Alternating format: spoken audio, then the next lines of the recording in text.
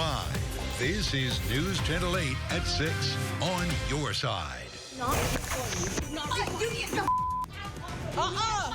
Do not No. A fight over a rescue dog sparks anger, death threats, and promises of legal action. Good evening, I'm Keith Cate. I'm Jennifer Lee. Thank you for joining us. A Tampa Animal Rescue Group worker and a college student came to blows over a dog, and now the internet is weighing in. A foster dog ended up caught in the middle of this heated fight. News Channel 8's Georgia MacArthur is live in Tampa with the video of the encounter and why video of the dog at a concert is only fueling the backlash. Tell us about it, Georgia. Keith and Jen, well, it was supposed to be just simply a routine pickup, but videos from both parties show it was anything but that. But at the end of the day, both parties say they just wanted what was best for the dog. Do not record me. Do not record me. Yelling, shoving, and a disabled dog caught in the middle of a tense confrontation has now gone viral. Mike, a Chihuahua mix, was recently rescued by Merciful Animal Project in Tampa. He had a missing eye and he had a broken leg, a broken limb that was just hanging in there. A UTampa student came to foster Mike and ultimately to adopt him. Yes, she voluntarily came here, and that's how we found out that she was a good fit to take care of the animal, but we came to find out that that was not the case. Do not touch me. The student, Caroline Rodriguez, says she cared for Mike, who she nicknamed Rex, for a month. I felt so bad for him, and I wanted to show him that not all humans are bad and that the experience he had is not right. But confusion over adoption fees escalated the situation. I had questioned it because I had obviously heard $400, now $500. My concern was, why did the price increase? And where is it going? You already touched me, baby. You're going to jail. She didn't see the bigger picture that we are asking for an adoption fee in order to continue rescuing more animals. But the argument didn't just go viral for the fight. Videos surfaced showing Rodriguez dancing with the injured dog at a concert. I take accountability for that situation, and I know that that would never happen again. And I would never do that again. The center says the incident has threatened their reputation and the student is now worried for her safety. Despite it all, both sides say their intention was to give Mike a better life. Until it went viral. And it's gotten to the point where she posted my address. People are commenting they know where I live. My school's getting involved. I'm 2 weeks away from graduation.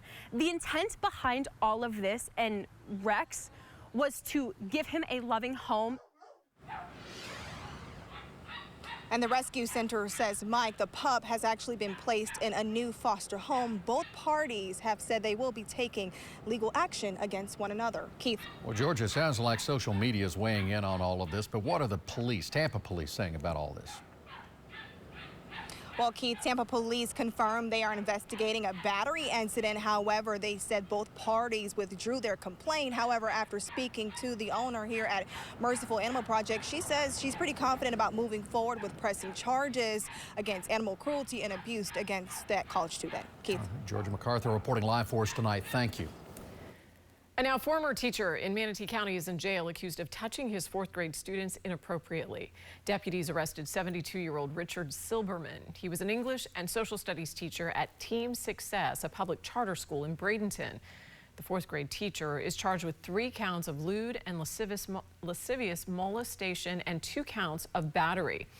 All of the victims are between 9 and 10 years old. Deputies say the 2-week-long investigation started after one young student was brave enough to speak out. To trust a stranger, law enforcement, enough to say, hey, this is what happened to me. So very courageous for not only that child, but also the other ones that came forward too. Silberman was relieved from his position at the charter school. Deputies say he was a full-time teacher there for just 7 weeks. We have some breaking news tonight out of Tallahassee. The top Democrat in the state Senate has stepped down and left the Democratic Party. Jason Pizzo served as minority leader in the state Senate. There was also speculation that he would run for governor at some point, and his office has confirmed that he has now registered under no party affiliation, NPA. Well, some key players in the Hope, Florida investigation were supposed to be questioned by state lawmakers this week. but all three turned down the invitations. State House lawmakers have been investigating a money trail which they believe connects Florida First Lady Casey DeSantis' nonprofit Hope Florida to a political action committee tied to Florida's new Attorney General, James Uthmire. House members say Uthmire was illegally moving money around. Uthmire and his team say those accusations are false. I was not involved in the settlement negotiations related to the Hope Florida contribution. And looking at it, everything looks legal. What he's telling regular Floridians is we should be grateful for his commission of money laundering and wire fraud because he did it for the kids. I think that's inappropriate. Representative Alex Andrade says that the legislature fulfilled its obligation to investigate the money trail, and now any action is up to the FBI. The city of St. Petersburg is considering a new future for its waterfront that would eliminate Al Lang Stadium. The multi-year, multi-million-dollar plan would build a new amphitheater in its place and expand its arts district. Not everyone loves the idea, though. News Channel 8's Jeff Patterson joins us now live in St. Petersburg with that story. Jeff. Good evening, Jen. Well, Al Lang Stadium was built in 1947. Before that, Babe Ruth played baseball at this location. The stadium is now home of the Tampa Bay Rowdies, but St. Petersburg has a new vision for this property that doesn't involve this old stadium. Pacific Niagara! Since 2011, the Tampa Bay Rowdies have brought soccer and excitement to Al Lang. But a new study by the city of St. Petersburg says the facility is dated and underutilized. Glossy renderings show a future on the waterfront without Al Lang and an amphitheater in its place. But many Rowdies fans are opposed. I think it would be a real mistake. Why? Because it's a great facility that has a lot of history and a lot of citizens enjoy it. Hopefully they would have a backup plan if they were to do that, because I feel like that's good for the St. Pete economy. A report presented to City Council says there are many economic benefits to getting rid of Al Lang Stadium. The plan also calls for an expansion to the Dali Museum, improvements to Mahaffey Theater, and the construction of a new conference center. But some on St. Petersburg City Council are opposed. I am strongly against that. I think that's a historic site, holds a lot of history in St. Pete, and I don't think we should just bulldoze and build over that history. I want to acknowledge it, I want to preserve it, and maybe look at some repurposing. You know, we can hold concerts in that venue and also play baseball. And soccer. It is important to note that this is only in the early planning phases and a long way from approval, Jen. I don't want to put you on the spot, but do you have any idea what the timeline is that we're talking about here? Yeah, well, take a look behind me right now. Stuart Dobson, the Rowdies assistant coach, he's the head of goalies coaches, is teaching some young players some skills here. And this is going to happen somewhere between 2028 and 2038. So some of these young players may actually be retired in some other career before this is over. So we're going to have to wait a minute, is your point. Got it. Jeff Patterson live for us in St. Petersburg. Thank you, sir. Well, News Channel 8 is your official Bucs station, and it's a big night for the Tampa Bay Buccaneers. Real big. The NFL draft kicks off this evening, and Raymond James Stadium will soon be open to the fans for the Bucs draft party. Max Defender 8 meteorologist Rebecca Berry getting a jump on all of that. She joins us live from Ray J with a great seat. It is the best seat in the house. We have made our way to the club level, guys, and there's a reason for that, because we're being joined by CEO Brian Ford, and you were telling me this is a historic day. This is a very historic day. So back in 1974, on April 24th, this is a fitting day to kick off this 50th season that we're about to begin. That was the day that Tampa was awarded a franchise of the Tampa Bay Buccaneers. That is so cool. What are you most excited about for the 50th season? Just the 50th season, bringing the players back together, bringing the coaches back together, and most of all, our fans. And this is a really exciting night, too. You got a bunch set up. This is it. We've got it. Raymond James Stadium's packed. You've been walking it up and down everywhere. We've got activities for the entire family, but we're going to be celebrating our 50th season, not just once, but throughout the whole season. And it all starts tonight. Thank you so much, Brian. And of course, the forecast was at the spotlight for this because it has been so hot. Let's take a look at your current temperatures right now. Finally starting that cool down. We're going to see temperatures making their way down through the 80s over the next couple of hours. Take a look at Max Defender 8 right now. There are no showers on it to worry about. No showers to worry about ruining this party. Let's talk about that draft party forecast. When the draft kicks off, we're going to be sitting right at a comfortable 80 degrees. Only Floridians call 80 comfortable, but we know it is. And as you take a look at how your temperatures are cooling down through the evening, we'll make it into the 70s after 9 o'clock, and we'll be more in the comfortable mid-70s when we find out who the next Bucs player is going to be. So from Raymond James Stadium, we're enjoying more of the fun out there on the draft party. You can see everything going on the field behind me. The parking lot had just opened, and the draft party is about to kick off. It's so much fun here, you guys. Hey, you might just say it's sweet.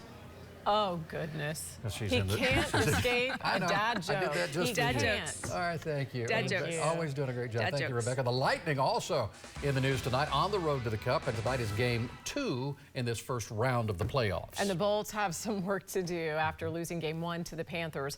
News Channel 8's Kenny Morales is live tonight at Amalie Arena. It is a great night to be a sports fan in Tampa Bay. Yeah, it definitely is, Keith, Jen. Look, if the Lightning are going to win Game 2 tonight and even this series, they have to play better on special teams, particularly the penalty kill. Look, the Panthers were a perfect 3 for 3 on the power play in Game 1. That's just not going to get it done. And look, this Bolts team, it struggled mightily on the penalty kill to start the season. They ranked near the bottom of the league, but credit to them. They managed to rebound over the last 60 games or so and actually finished with the 6th best penalty kill in the NHL. So head coach John Cooper is hopeful that Game 1 was just an aberration and that this unit will be able to return to the form that we saw over those 82 games. Is a team going to put some power play goals up against you? They are. Unfortunately, it came in Game 1 of the playoffs. So, you know, there'd be hope that we get back to, you know, some of the great things we've done. Now, a big part of that penalty kill unit is, of course, Anthony Cirelli, who we've been waiting to see if he's going to be able to go for Game 2 as he's been dealing with an injury. I can tell you that the Lightning just took the ice a couple minutes ago for warmups, and Cirelli is out there. And from what we could see on the video board, it looked like he was skating pretty comfortably, so hopefully that's a good sign that he'll be in the lineup for tonight's game. We should get an official word on that in the next 10-15 minutes or so. Keith, Jen, back to you. All right, fingers crossed. Thank you. Kenny Morales live for us tonight. The place is hopping already, 20 minutes away. That's going to be, and you know, they want to score quick, so like 6:32 I'm expecting. You want me to text the players and let them know how you feel? Let them know. Okay. Again, I'm wearing, you know. You are dressed and ready for it. At the Bolts time. Most teens get a driver's license at 16, but one Bay Area girl is getting something much more impressive. Her bachelor's degree coming up. She tells us what it was like to speed through college and what she plans to do next.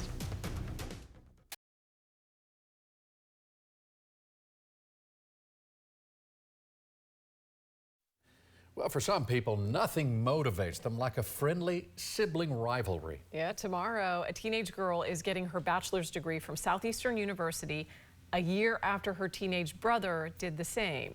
News Channel 8's Polk County Bureau reporter Stacy DeSilva has their story. Caitlin Ostergaard arrived on this campus as a 14-year-old. Days before her 17th birthday, she's receiving her bachelor's degree, the youngest graduate from here in 40 years. Bolin is where I have most of my classes here. For every student, the demands of college take some getting used to. You definitely have to keep a tight schedule here, but it keeps you on track and it keeps you on time. For Caitlin Ostergaard, it was especially disorienting, going from being homeschooled to attending college courses. And she started it all at 14 years old. Over time, I realized they have no idea how young I am. They treat me like any other student, which I appreciated. My professors have no idea. Ostergaard followed the path laid by her brother Joshua, who received his bachelor's degree from Southeastern University last year at 17. He's like my best friend, but we've always had like a sibling rivalry where, let's say he does something first. I'm like, well, I'll beat you at that. Like when I turn that age, I'll do it faster. This is not glorified high school, it's real college. Jennifer Sabin is Director of Academic Advising at Southeastern University. She says a few years ago, the dual enrollment population was in the single digits. This year, there are 83 high school age students taking classes on campus. I think the students who are most likely to be successful in college at a young age are those who know what they want to do when they graduate. For Caitlin Ostergaard, it's a career in marketing. If you have the opportunity to start college early, you should. If you have the means, if you have whatever it takes, do it. After graduation, Caitlin plans to pursue a master's degree and eventually become a marketing professor. Reporting in Lakeland, I'm Stacy DeSilva, 8 on your side. The Florida Forest Service, Pasco Fire, and the Sheriff's Office are working right now to extinguish a brush fire that's burning in Key Vista Park. This is off Bailey's Bluff Road in the Holiday area. This thing really got out of hand, grew for a while. You're looking at the scene from Eagle 8 as the sheriff's helicopter performed water drops over the area. About 40 acres have burned, and at last report, the fire was about 50% contained, so hopefully they'll get this under control.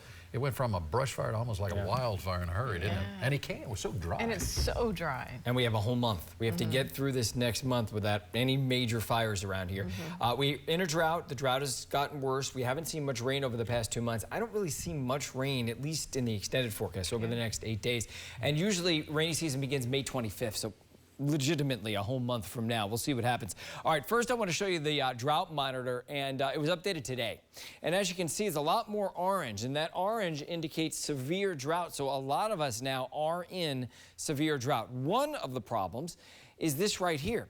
Normal rainfall for March and April into the end of April, but today, not the full month, is 4.5 inches, about 5 inches for both months combined total. We've only seen 1.6 inches of rain, so that's way below normal. Plus, it's been one of the warmest Aprils on record, and when it's really warm, we tend to evaporate more moisture from the ground, and it really dries out the ground even more, to give you an idea. So, you know, and it's going to be warm for the next 10 days or so, so that's not necessarily good news.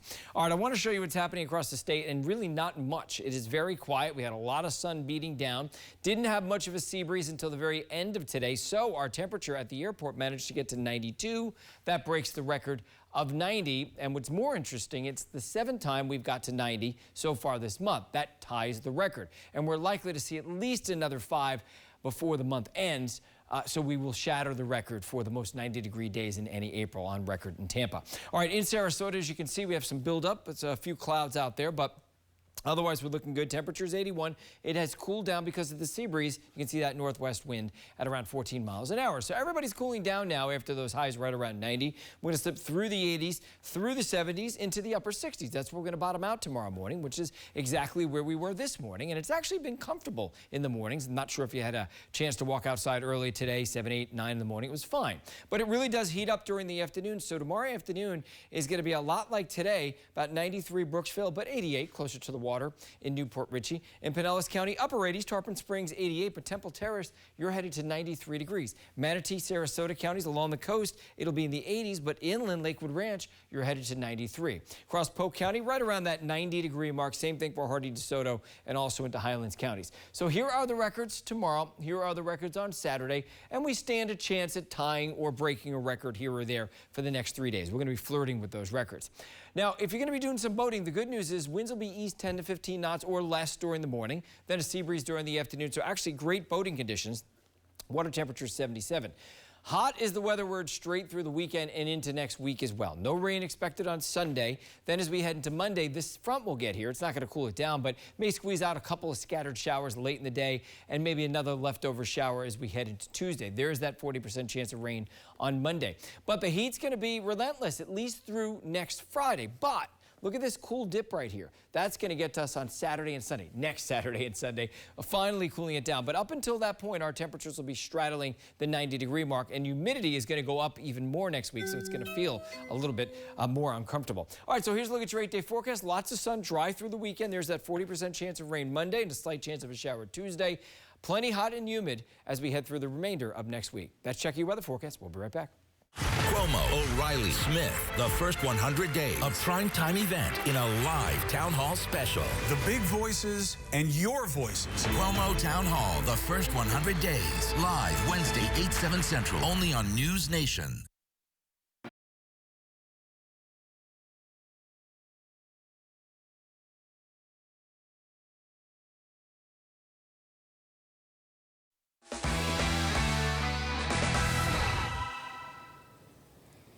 We are just under 2 hours until the 2025 NFL draft, and everyone is wondering who the Bucs will take in the first round at 19 overall. And the Tampa Bay Buccaneers have had so much success in last year's draft class. They had a total of 7 picks. This year, they have 6. Former first-rounder Graham Barton was excellent stepping up at center, bucking Irving in the third. Talk about a breakout rookie season for the running back. Rondé Barber asks Jason Light on the Rondé Barber Show, is 6 picks enough?